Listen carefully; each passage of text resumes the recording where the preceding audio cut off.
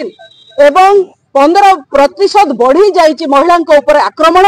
ओडिशा केबे भी एते दयनीय स्थिति रे नथिला so far crimes against women is concern. आओ देश रे एबे 8 नंबर स्थान रे ओडिशा अछि। केमिति ना करूची आपण देखंतु बीजेपी सरकार महिला को संपूर्ण भाव में सुरक्षा सम्मान दबारे विफल।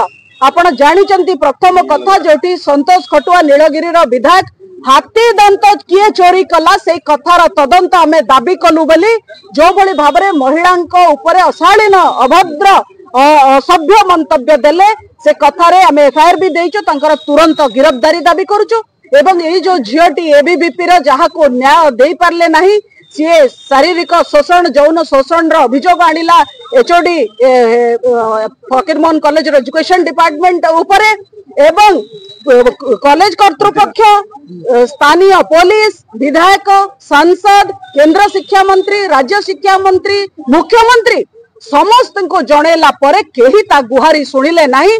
से झिया ऊपर चाप पकेले तू अभियोग फेरे आने तू कंप्रोमाइज कर तू समझौता कर जहा फल सी लज्जा सही न पारी आज आत्माहुति देइची 95% शरीर जली जाइची। महाप्रभु को आम केवल प्रार्थना करूँ से बंचब।